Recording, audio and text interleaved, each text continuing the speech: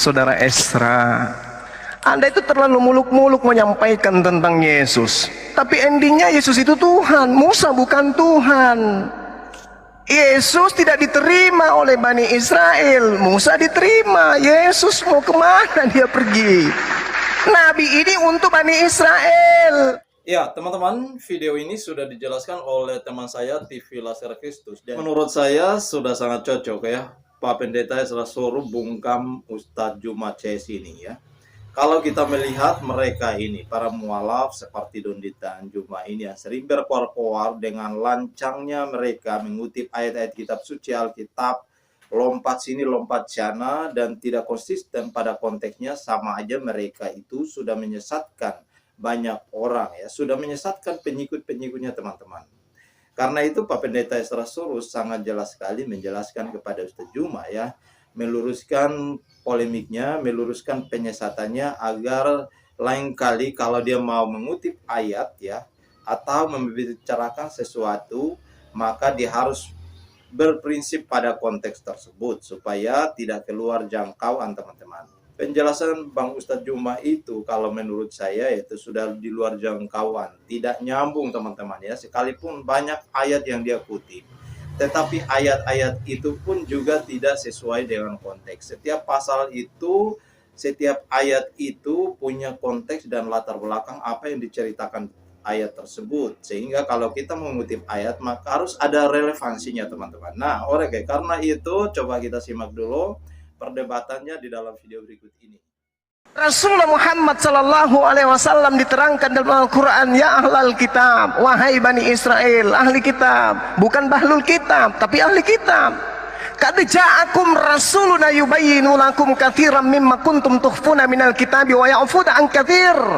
Jadi Rasulullah Muhammad sallallahu alaihi wasallam diperintahkan oleh Tuhannya Abraham, Ishak dan Yakub datang untuk menyeru Bani Israel. Jadi yang dibihilla manitama ridwanahu subulan salam. Baginda Rasulullah Muhammad SAW adalah satu-satunya jalan keselamatan bagi Bani Israel menuju kepada Tuhan yang datang kepada Nabi Ibrahim. Ingat saudara Esra, orang-orang Yahudi, saudara-saudara kami Bani Ishak tidak pernah memanggil Tuhan mereka dengan panggilan Yahweh. Yahweh itu dewa, bung. Itu yang Anda harus pelajari. Lalu kemudian tolong di-mute, tolong di-mute. Ya, tolong di-mute. Jadi ketika berbicara mengenai di tengah-tengah saudara-saudaramu, bung, Yesus nggak bisa sampai ke sana, bung. Kalau saudara yang Anda maksud di sini adalah Bani Israel, dalam hal ini Lewi atau dari Benyamin atau dari siapapun dari Bani Yakub, keliru ente, bung. Kenapa? Yesus tak bisa manjat tembok. Kok bisa kayak gitu, bang? Yes, karena di dalam Ulangan 34 nomor 10 diterangkan, seperti Musa yang dikenal Tuhan dengan berhadapan muka, tidak ada lagi nabi yang bangkit di antara orang Israel. Yesus nangis dong. Yesus tidak bisa, karena Tuhan sudah menuliskan kemudian menjadikan sebuah pernyataan yang sangat jelas dalam kitabnya orang Yahudi. Ulangan 34 nomor 10, sebelum Yesus itu dilahirkan di atas muka bumi, Tuhan sudah mengatakan tidak akan ada lagi nabi yang sama seperti Musa dari Bani Israel. Yesus kemana dong? Yesus kemana dong? Jadi saudara-saudara yang dimaksud di situ adalah saudara dari Bani Israel. Saudara dari Bani Israel itu adalah Bani Ismail. Makanya Yesus mengatakan di dalam kitab saudara, Yesus nih yang berkata, bukan saya. Apa kata Yesus? Belum pernahkah engkau berkata, membaca dalam sebuah kitab, batu yang dibuang oleh tukang bangunan telah menjadi batu penjuru? Hal itu dari pihak Tuhan terjadi, suatu perbuatan ajaib di mata kita. Sebab itu aku berkata kepadamu bahwa kerajaan Elohim akan diambil daripadamu Israel, dan akan diberikan kepada suatu bangsa yang akan menghasilkan buah kerajaan itu. Sekarang siapa yang menggenapi nubuatan kerajaan yang datang kepada Bani Israel yang diterangkan oleh Tuhan kepada Bani Israel ini? Diambil. Bangsa Amerika nggak mungkin, bangsa Cina nggak mungkin, bangsa Indonesia nggak mungkin, bangsa Belanda nggak mungkin. Itu hanya diberikan kepada bangsa Arab, bangsa keturunan dari Nabi Ismail. Catat itu, bung. Yesus tidak akan pernah bisa lolos. Ulangan 34 nomor 10. Saya bacakan lagi pelan-pelan. Seperti Musa yang dikenal Tuhan dengan berhadapan muka, tidak ada lagi nabi yang bangkit di antara orang Israel. Tidak ada lagi. Tidak, dalam bahasa Ibrani kan Anda tahu sendiri, tidak ada lagi berarti berulang sendiri. Tuhan mengatakan Yesus tidak bisa duduk di situ. Karena tidak ada lagi nabi yang sama seperti Musa. Berarti ulangan 18 nomor 18 harus nabi yang ada di luar Nabi Musa, Bani Israel. Atau jangan-jangan nabi ini adalah nabi yang benar-benar hidup di antara Nabi Musa dengan kemudian sebelum Yesus, benar-benar dari tengah-tengah Bani Israel, tapi bukan Yesus. Mungkin dia Yosua bin Nun, bisa jadi. Mungkin dia adalah Hezekia, bisa jadi. Mungkin juga dia adalah orang yang sama seperti Musa, tapi tidak tercatat di dalam kitab kalian. Karena kenapa? Kalau Yesus tak bisa dia seperti Musa yang dikenal Tuhan dengan berhadapan muka. Tidak ada lagi nabi yang bangkit di antara orang Israel. Berarti demikian bukan Yesus. Siapa dia? Entah siapa. Kalau itu bukan Rasul Muhammad SAW juga tidak apa. Tapi yang pasti, apa yang saya uraikan, bahwa Rasul Muhammad SAW dengan mukjizatnya kemudian dia mampu menundukkan kemudian Jazirah Arab. Yesus tidak bisa. Nah, ini yang perlu saudara paham. Demikian. Ya, jadi sebenarnya melihat pembicaraan ini agak panjang dan banyak hal yang perlu bisa ditanggapi hanya karena waktu yang 5 menit dan moderator merinci beberapa poin, jadi saya hanya fokus ke situ saja. Pertama itu adalah saudara di antara saudara. Dalil konteks dari teks itu, bahwa konteks dari teks itu menunjukkan bahwa saudara-saudara itu dari kalangan orang Israel. Nah, kalau sekarang semua larinya ke Ismail, dasarnya itu apa? Ya, karena kalau kita melihat dari hubungan Ismail dan Israel, itu Ismail itu bukan saudaranya Israel. Ya, itu di atas sana itu. Karena Ismail itu kan saudaranya si Ishak. Sedangkan Israel kalau menunjuk pada orang itu Yakub, dan Bani Israel itu adalah keturunan Yakub. Sehingga kalau memang kita bicara saudara mau keluar di antara suku-suku Israel, maka paling dekat itu adalah Edom. Tapi bagaimana larinya sampai Ismail yang lebih jauh di atas sana? Jadi saya mengatakan itu dari kalangan orang Israel, ada dalilnya, yaitu konteks. Tapi Ismail itu bagaimana sampai bisa larinya ke Ismail, itu dasarnya apa? Ya, oke lah, seandainya dibilang Ulangan 34 ayat 10, maka Nabi itu tidak bangkit dari antara orang Israel. Kalau seandainya saya mau terima itu, Nabi itu tidak dari Israel, tapi mengapa harus dari Ismail? Dasarnya itu apa? Kedua, Ulangan 34 ayat 10, seperti Musa yang dikenal Tuhan dengan berhadapan muka, tidak ada lagi Nabi yang bangkit dari antara orang Israel. Lalu akhirnya semua pakai ini, bahwa itu pasti bukan Yesus, karena Yesus itu dari kalangan Israel, dan ayat ini bilang tidak ada nabi bangkit dari antara orang Israel.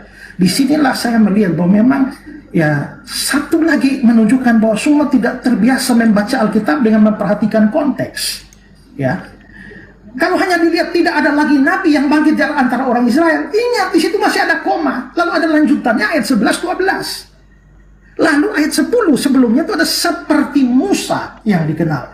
Itu berarti bahwa, perhatikan ayat 10, seperti Musa yang dikenal Tuhan berhadapan muka. Lalu ayat 11, dalam segala tanda dan mujizat.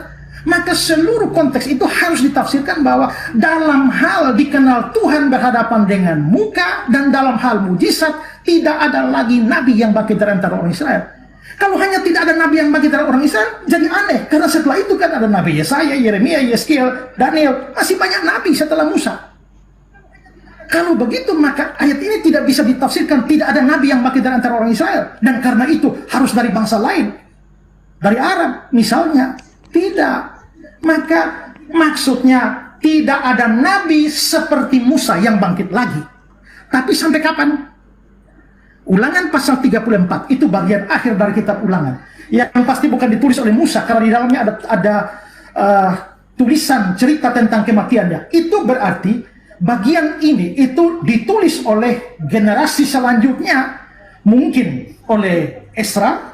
Kalau itu benar, maka sampai zaman itu, maksudnya sampai zaman penulisan Ulangan 34 ayat 10, memang tidak ada nabi bangkit dari antara orang Israel. Dalam hal apa? Dalam hal seperti Musa berhadapan muka dengan Tuhan, dan dalam hal mujizat. Sampai kapan ternyata Yesus datang punya hubungan yang istimewa dengan Yahweh dan membuat banyak mujizat. Kalau konteks ini dibaca seluruhnya, maka kesimpulannya tidak bisa larinya ke Ismail sana. Lalu dikatakan, Muhammad menundukkan Jazirah Arab.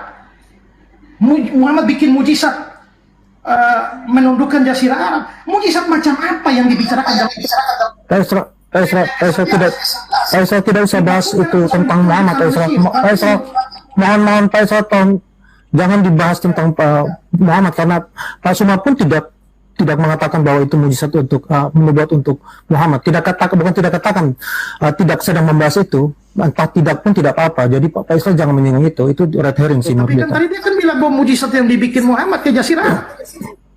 Iya, mungkin untuk ya oke. Tapi gini Pak Isra, tapi jangan dibahas itu lebih jauh. Ya, tapi nanti itu keluar apa. Jadi bahas saja yang. Kalau begitu saya nggak bahas yang ketiga, itu yang kedua tadi. Iya. Dasar apa saudara-saudara itu lari ke Ismail? Kalau saya bilang itu ada dasarnya, yaitu konteks. Lalu Ulangan 34:10 problem konteks juga.